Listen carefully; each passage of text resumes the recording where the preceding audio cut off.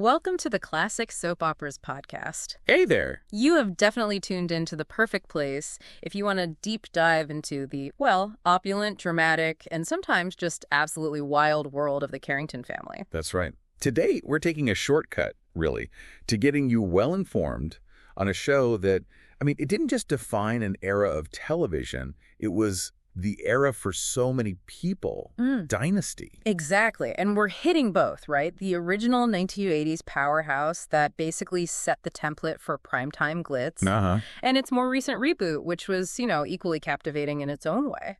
Yeah, our mission today, for you listening, is basically to pull out the most important bits of knowledge, those surprising facts from, well, a whole stack of incredible sources we've dug through. It's kind of like we're diving into your own personal research library for this epic soap opera saga. We do the digging, you get the good stuff. So get ready. We're talking a journey through legendary catfights, cutthroat power plays, some truly shocking plot twists. And let's be honest, enough shoulder pads to build a small house. A very, very fashionable house. Definitely.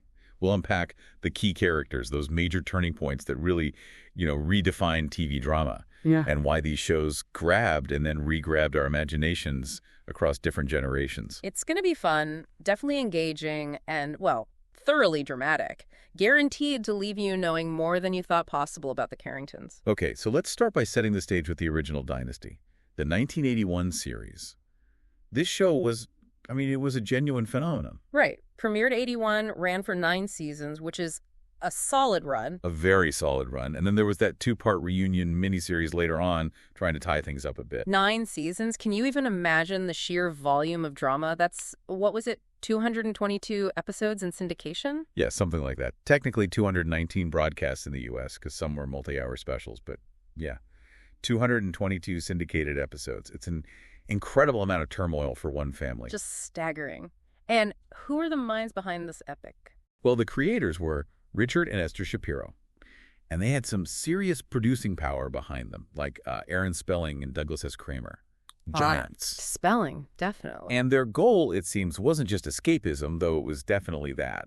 They also wanted to tackle issues that were, frankly, pretty groundbreaking for primetime back then. That's what made it stand out, right? Beyond the gloss, they actually went there. Exactly. Things like homosexuality, racial integration, and, importantly, putting middle-aged women right at the forefront. Powerful women. Yeah, not just the young ingenues. Crystal, Alexis, they were central. Totally. Douglas S. Kramer had that great quote about it, saying they walked a fine line just this side of camp, but it was all based on careful calculations. I love that. Careful calculations for maximum drama. Right. He even joked, Joan Collins and Linda Evans having a catfight in a koi pond. Totally appropriate Dynasty. Okay, yeah, I can picture that. But Joan, smacking Linda with a koi, that, he said, crossed the line. It shows they knew exactly what they were doing, balancing the drama and the fun. That self-awareness is key. And that attention to detail, it absolutely extended to the look of the show, didn't it? The fashion. Oh, absolutely iconic. Nolan Miller, the costume designer, a genius.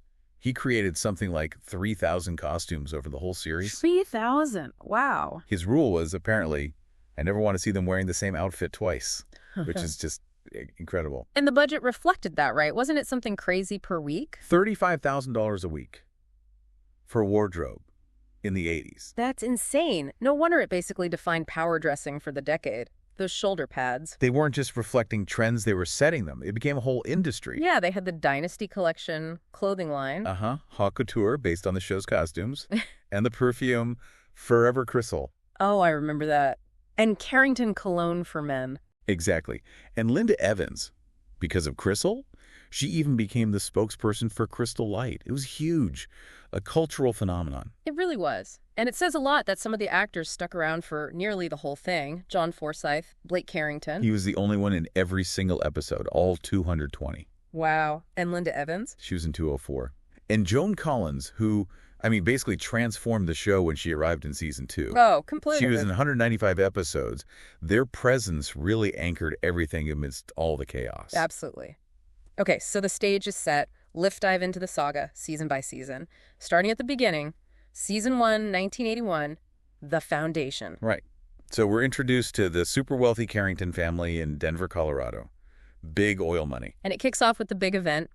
Patriarch Blake Carrington marrying his former secretary, Crystal Jennings. Yep, and that immediately sets up some tension. You've got Blake, Crystal, and Blake's kids from his first marriage, Fallon, who's pretty rebellious, and Stephen, the more sensitive son, struggling with his identity. That's your core group. But the past comes knocking pretty quick, right? Crystal's old flame shows up? Matthew Blaisdell, yeah. And he brings his own baggage. His wife, Claudia, who's just been released from a mental institution. Oh, boy. And their daughter, Lindsay. Plus, you've got Blake's business rivalries, like with this wildcatter Walter Lankershim, whose rig gets sabotaged. Suspicion immediately falls on Blake, of course. Of course. And the family drama is already cooking. Fallon's having an affair with the chauffeur, Michael Colthane. But then she agrees to marry Jeff Colby. Why again? Classic Dynasty. It's an arranged marriage, part of a secret business deal Fallon makes with Jeff's powerful uncle, Cecil Colby, who just happens to be Blake's biggest rival. Oh, the webs they weave. So much intrigue from the get-go. And then there's Stephen's storyline. His ex-boyfriend, Ted Denard, shows up. This forces Stephen to confront his sexuality, and Blake. Yeah. Well, Blake doesn't handle it well. Yeah, that confrontation leads to tragedy, doesn't it? It does. Blake accidentally causes Ted's death during an argument. Yeah. Which leads to Blake being put on trial for murder. It nearly destroys the family. Right there in season 1. Wow. Talk about high stakes early on. And it showed the series wasn't afraid to tackle homosexuality, even if Blake's reaction was negative. It was a big deal for primetime. And didn't the chauffeur, Michael, play a role in exposing Fallon's deal? Yeah, he reveals her deal with Cecil to Blake right before skipping town. Even the supporting characters could swing the plot. And there was that little moment between Stephen and Claudia, too. A quick kiss, yeah. Yeah. Just hinting at future complications. Season 1 really laid the groundwork. Wealth, power, secrets, rivalries. Yeah. The perfect storm. Okay, so season 1 sets the stage. Then comes season 2, 1981, 1982, and this is where things apparently explode. Oh, this is the game changer season. Yeah. Because this is when Alexis arrives. Alexis Morel Carrington, Colby Dexter Rowan, Blake's absolutely fabulous, incredibly scheming ex-wife. The icon herself, Joan Collins. It's hard to imagine the show without her. It really is. Yeah. And apparently, the producers looked at huge names first. Sophia Loren, Elizabeth Taylor, even Jessica Walter, who would have been amazing too. Wow. But Collins. She was Alexis. Apparently they cast her really late. Yeah, just 2 weeks before shooting. Talk about pressure. But it was just perfect casting. She brought that wit, that glamour, that danger. And instantly the dynamic shifts. The legendary Crystal versus Alexis catfights begin. They do. But it's funny, Joan Collins apparently thought they were stupid. Said Alexis preferred using her tongue, not her fists. Ha! I can believe that. She was sharp.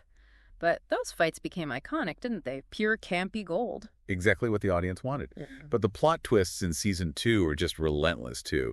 Like the emergence of Adam Carrington. Right. Blake and Alexis's first son. Yep. Kidnapped as an infant, raised as Michael Torrance in Montana, shows up not looking for hugs, but ready to scheme his way into the family fortune. A really dark, ruthless character. Another instant source of conflict. And wasn't there another parentage bombshell? Oh, yeah.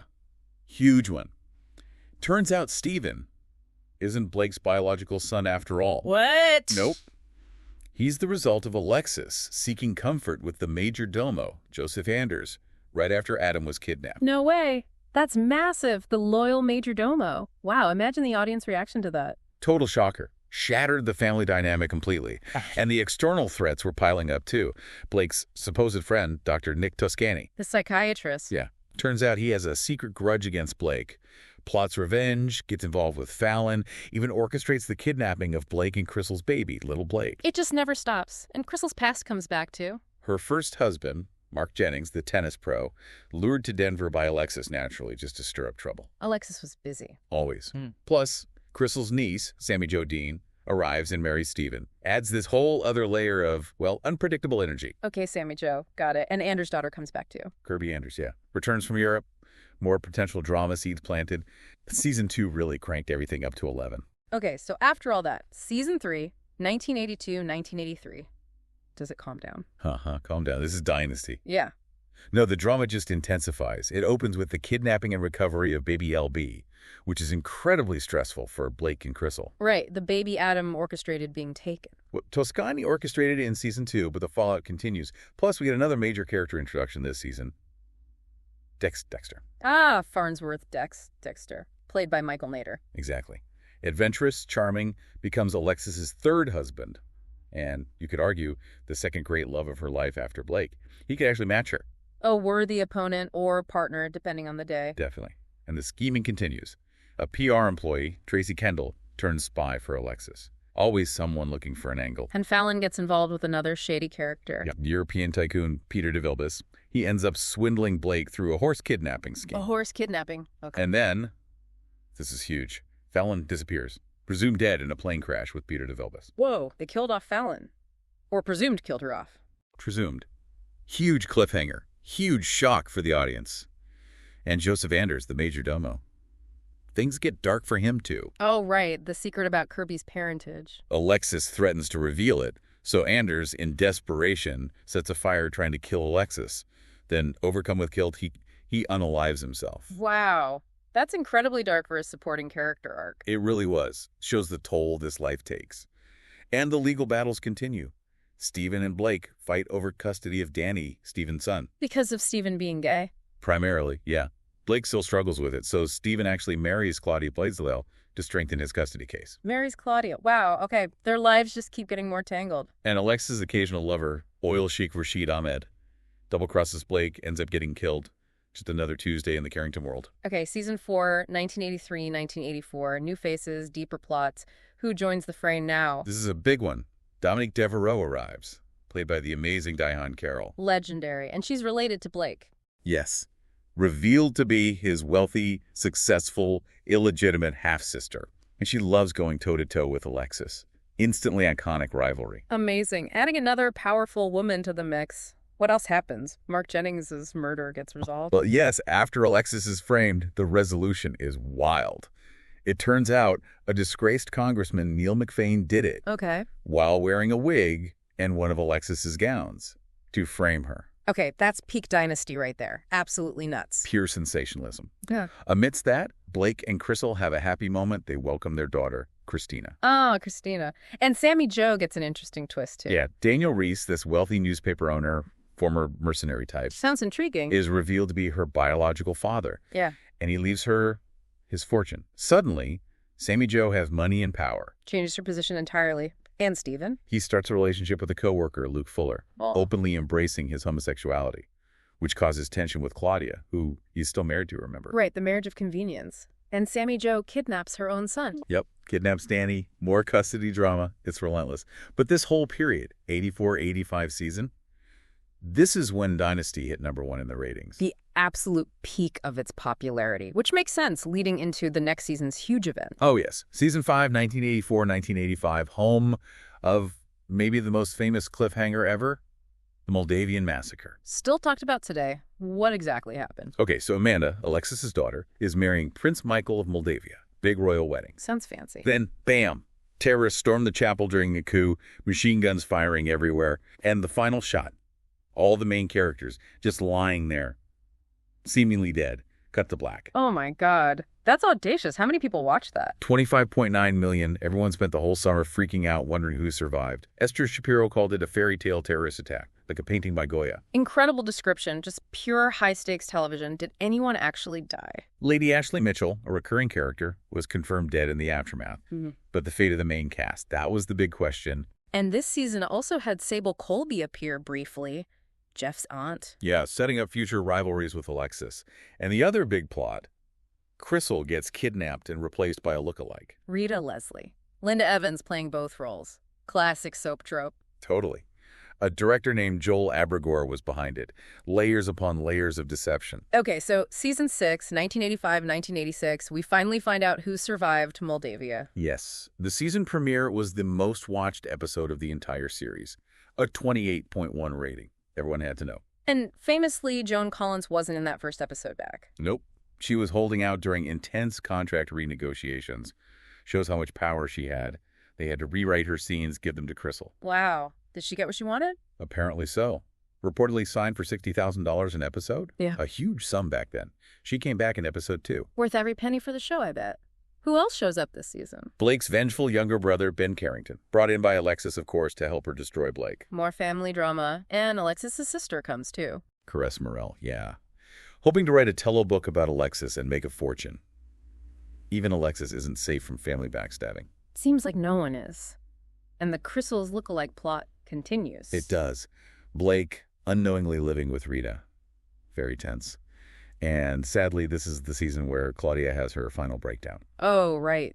Inheriting that worthless oil well. Yeah, that seemed to push her over the edge. She sets a fire and unalives herself in it. A really tragic end for her character. Definitely. And this was also when the spinoff started. Exactly. The Colbys launched this season. Fallon and Jeff leave Dynasty to head up that show. Big expansion of the universe. Okay. Season 7, 1986-1987. Memory loss and returns. What's the fallout? Well, Blake doesn't strangle Alexis after the cliffhanger. Claudia dies in the fire. Amanda, now played by Karen Cellini. A recast. Yep. She's rescued by Michael Colleen, the original chauffeur who makes a return. Full circle. And Blake's memory loss. Yeah, after an oil rig explosion. He recovers his money but loses his memory. And guess who tries to take advantage? Let me guess. Alexis. Bingo. Tries to convince him they're still married. Classic Alexis. Meanwhile, little Christina needs a heart transplant. Oh, wow. Heavy stuff. And then she gets temporarily kidnapped by the donor's mother. Just heartbreaking drama. And Sammy Jo. Still stirring things up. Always. Her marriage to Clay falls apart. She has an affair with Steven. Again, their dynamic is just endlessly complicated. Seems like it. Amanda leaves. Ben's daughter Leslie arrives. Yep. And Adam marries Dana Waring after a season-long romance. Yeah. But then, Matthew Blaisdell comes back. Crystal's old flame, he's back. Violently returns, causes absolute chaos just when you think someone's gone. Mm. But the ratings are starting to slide by now, out of the top 20. Competition heating up. Right, like Magnum, PI. Yeah. Okay. Season 8, 1987, 1988. New evils, old faces return. Jeff and Fallon are back. Yep. The Colbys got canceled, so they return to Denver, and their marriage is, predictably, a mess again. And Matthew Blaisdell's return. It gets intense. He holds the family hostage. And Steven, tragically, has to kill him to end the siege, killing his old friend. Oh, man. That's rough. And Alexis gets married again. To Sean Rowan, the handsome stranger who saved her from drowning. But surprise, surprise, he's not who he seems. Never is on this show. Who is he, really? Joseph Anders' son. And Kirby's brother, out for revenge for his family, leads to a final showdown, fight to the death with Dex. Wow. Revenge plots everywhere. Adam and Dana's marriage. Struggles. They want a child, but Dana's infertile because of a terminated pregnancy years ago. Yeah. And Sean blackmails her with the secret that Adam was the father. That is twisted. So much betrayal. Absolutely. Blake runs for governor this season, but fails. And the cliffhanger. He comes home, Crystal's missing, bedroom's trashed. Dun, dun, dun. And the ratings continue to slip. Yeah, out of the top 30 now. The end is nearing. Which brings us to the final season. Season 9, 1988, 1989. The final twists. Crystal's still missing. Her memory's gone. She thinks she killed someone. Yeah. There's a body in the lake. Blake eventually recognizes it. More mystery. Adam's still scheming. Oh, yeah. Burn Stevens' goodbye letters. Just relentless. But the big arrival this season is Sable Colby, back from the Colbys. Stephanie Beacham, she becomes Alexis's big rival. Absolutely. Moves to Denver, befriends the Carringtons, takes over the Carlton Hotel, and gets pregnant by Dex. Pregnant by Dex, while he's still technically with Alexis. Oh, the drama. Peak Dynasty. Sable's daughter, Monica Colby, also arrives. And the series finale ends on another cliffhanger. Fallon and Christina trapped in an old mine. Leaving it open for the reunion movie. And only Blake and Jeff's actor were left from the original cast in that last episode. John Forsythe and John James, yeah. Shows the turnover, but also their endurance. What a run. Truly monumental, but the Carringtons weren't done, were they? Decades later, a reboot. Exactly. Dynasty, 2017 TV series. The modern reimagining. Announced in 2016 at the CW. With Josh Schwartz and Stephanie Savage involved? From Gossip Girl and the OC. Yep, along with Sally Patrick. And importantly, the original creators, the Shapiros, were producing too. Gave it that connection. Premiered 2017, ran 5 seasons, ending just last year, 2022. And set in Atlanta this time, not Denver. Right. And they went for modern sensibility straight away. Fallon's still the heiress, but her rival stepmother, Cristal, is a Hispanic woman. Played by Natalie Kelly in season 1. A deliberate choice. Yeah, producers wanted a more formidable Crystal. 2 women fighting over the future of the dynasty. Not just Blake. More about power. And they updated other characters too, right, Stephen? His conflict with Blake became more about him being liberal versus Blake's conservatism, not primarily his sexuality, which was handled much more openly. That's a significant shift. And Sammy Jo. Reimagined as Sam Jones, a gay male character. Rafael de la Fuente played him brilliantly. The goal was definitely more inclusive and tolerant. Reflecting the times and the tone. Still campy. They loved the camp of the original, the big twists, but wanted to, quote, earn those moments more in the reboot, maybe ground it slightly more initially. Interesting balance. And the music. New theme. Paul Leonard Morgan and Troy Notke did the new theme, though Bill Conti's original gets credit. And Elizabeth Gillies, who plays Fallon, she actually sings on the show. Oh, yeah. She's got a great voice. She really does. Co-wrote one of the songs, too. Okay, so let's dive into the reboot's drama, season by season. Season 1, 2017-2018. Okay, new battle for power. Fallon's immediately unhappy about Blake marrying Crystal Flores. Tries to break them up. Yep, leaks photos of Crystal with her ex, Matthew Blaisdell. But it totally backfires. Speeds up the wedding, and Crystal gets the COO job Fallon wanted at Carrington Atlantic. Ouch. So Fallon becomes Blake's rival. Exactly. Sets up her own company, backed by Jeff Colby. Instant conflict. Anders, the major domo, knows Crystal's shady past, of course. Some things never change. And Crystal's nephew, Sam, arrives. Yeah, Sam Jones. Has a one-night stand with Steven, brings his own chaotic energy. Then Matthew Blaisdell, Crystal's ex. He dies in an explosion. Suspicious circumstances. His unstable wife, Claudia, accuses Blake. Steven gets arrested, but cleared. Sam accidentally helps Fallon leak a sex tape of Crystal and Matthew. Oh, my God. Yeah, Blake kicks Fallon out. But then, twist. Claudia was faking her memory loss and admits she caused the explosion. Holds the family at gunpoint. Wow, that's a big reveal. And Crystal's past comes calling too. Her sister Iris, Sam's mom, and an old lover, Alejandro. Crystal confesses she killed Sam's dad years ago defending Iris. Secrets upon secrets. And the season ends with a kidnapping. Fallon kidnapped by Alejandro and Iris. Crystal gets taken too. But Crystal convinces Iris to shoot Alejandro. Intense ending. And Natalie Kelly left after the season. Yeah, she thought the role was a bit limiting for her. But this show got nominated for Campy TV Show of the Year, so it was finding its groove. Okay, Season 2, 2018-2019, new faces, old secrets. Crystal Flores is dead. Yes, the character died between seasons. Blake's mourning. But then, Anna Brenda Contreras is cast as the real Crystal Flores, or Crystal Jennings. Wait, the real one, not a recast? Nope, a new character with the same name. A really interesting kind of meta choice that got people talking. She's watching the Carringtons online initially. Clever. Who else arrives? Kirby Anders, the major domo's daughter, played by Madison Brown, rebellious energy. And Hank, the guy suspected in the fire, blackmails Alexis, reveals he did start it. Alexis is involved already, played by Nicolette Sheridan now, right? Yes, promoted series regular this season. Michael proposes to Fallon. She accepts. Briefly. And the huge twist about Steven. Massive. Revealed he's actually Anders' biological son from a one-night stand with Alexis years ago. Devastating for everyone, especially Blake and Steven. Whoa! That rivals the original show's twist. And then his girlfriend, Melissa, admits Steven isn't the father of her baby. Just one blow after another for Steven. So he leaves, goes to Paraguay. Yep, needs to get away.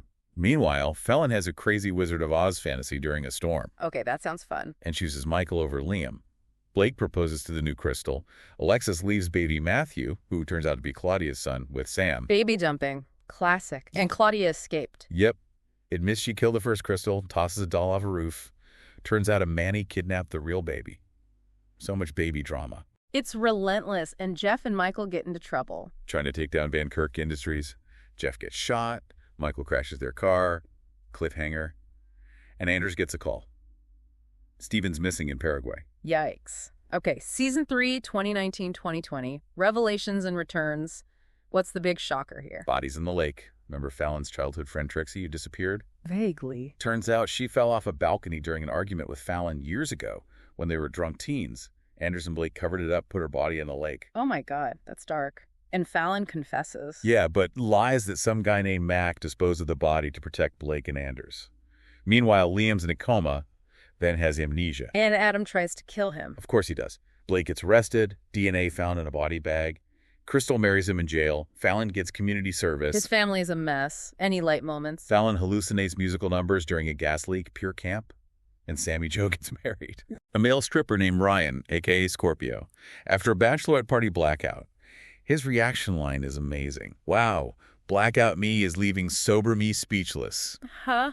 That's brilliant. Love that self-aware humor. Michael becomes a mogul. Fallon gives him her shares in the soccer team. Adam thinks he's blind after an explosion. Isn't. Sets Blake's vineyard on fire. Liam remembers Adam hit him. Adam is pure evil, and Alexis returns with a new face. Yes. Elaine Hendricks takes over the role. And her entrance returns to testify against Blake, revealing she's married Jeff Colby. Married Jeff. Power move. Wow. Okay, season 4, 2021, Unmasking and Betrayal, Fallon and Liam's wedding. Doesn't go smoothly, naturally. Lima's mom, Laura, arrives. Kirby reveals Crystal's affair at the rehearsal dinner. Crystal fires back about Blake sleeping with Lloyd. Total chaos, and Blake makes a bad deal. Puts the manor up as collateral for a loan. Unaware, Jeff and Alexis are the lenders. They reveal their plan to take the manor at the wedding. Brutal. Adam confesses his past crimes to Kirby. Evan, the wedding saboteur, stabs Kirby. Blake and Evan fall into the orchestra pit. Does anyone not almost die? Kirby and Blake survive, though Blake's temporarily paralyzed. Alexis moves into the manor. Crystal tries to leave Blake for a priest, Father Caleb. A priest. But Blake manipulates the situation to keep him in the church. Crystal ends it. Then, tragically, Anders is killed. Oh no, really killed. Yes, a huge loss. Though the actor still appears in fantasy sequences, Crystal finds out she has a brain tumor. Oh wow, and Blake gets the manor back. Tricks Alexis into thinking it's sinking. She gives it back. And another secret daughter arrives. Amanda Carrington, Alexis' daughter by Blake, played by Eliza Bennett. Another one. The family tree just keeps branching. Okay. Final season, season 5, 2021, 2022. The Final Reckoning. Fallon survives the shooting. Yep. Survives, coma, wakes up. Beto kidnaps Crystal, replaces her with a lookalike, Rita. Blake figures it out, rescues Crystal. Standard stuff by now. We're almost routine. Alexis gets out of prison. Yep. And connects with Dexter. A nice nod to the original. Amanda finds evidence clearing Alexis and Adam for a doctor's accidental death. Liam's novel becomes a movie. Sam's horse trainer friend Daniel passes away from cancer. Some sad moments, too. Amanda and Kirby get together. They do. Share their first kiss. Fallon finds out she can't carry a baby due to scarring. Opts for surrogacy with Liam. Modern challenges. And Liam's mother, Laura, returns. And dies. Overdoses on cosmetic injectables, gets impaled on a stiletto heel. Okay, that is peak outrageous Dynasty death. Unbelievable. Right. Alexis marries Dex. Wedding chaos ensues. Claudia Blaisdell shows up paroled. Adam's plot against Kirby and Amanda fails. Blake's hated brother Ben arrives and punches Blake. Ben Carrington, another original character echo. He sees Blake. Yep, for half the Dynasty. Alexis gives him Kirby's incriminating dossier on Blake. Liam faces plagiarism accusations. Adam's injectable business gets investigated. Alexis turns him into the DEA. Blake kicks him out. Finally, Adam gets some comeuppance. What about Sam? Reconnects with Ryan, the stripper husband.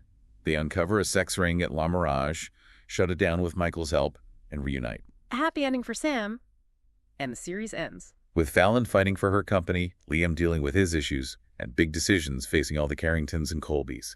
A sense of carrying on, but the reboot saga concluded. Wow. Okay, that was an absolutely whirlwind tour through the entire Dynasty universe, both iterations. It really was. From the original's shoulder pads and that absolutely wild Moldavian massacre. Right. To the reboot's modern twist, the inclusivity, but still, equally insane drama. It's pretty clear why this premise, this family, has captivated people for decades. They just know how to keep things. Well, interesting isn't quite the word, is it? Maybe volatile. Volatile works. Their lives are just a masterclass in perpetual drama. We saw betrayals, paternity shockers, catfights galore. Give physical, verbal, probably psychological too. Probably. Enough family drama for several lifetimes. Thinking back on all of it, what really stands out to you listening? What was the most shocking twist for you? Yeah. And did you prefer the originals, like pure 80s camp, or the reboots, slightly more grounded but still pretty nuts approach?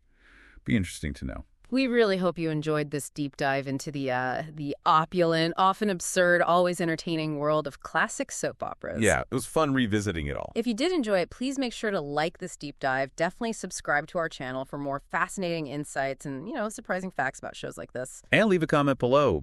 Tell us what other classic shows or maybe even specific storylines you'd love us to unpack next. We genuinely love hearing from you. We really do. It helps us figure out what rabbit holes to go down next. So, thinking about everything, all the highs, the lows, the just absolutely bonkers moments across both series, you kind of have to wonder, right? About what? In that world, the Dynasty world, with all the glamour, the ruthlessness, is true happiness even possible? Or is the drama itself like the family's ultimate inescapable legacy? Ooh, that's a deep thought to end on. Is the drama the point? Something to definitely mull over until our next deep dive.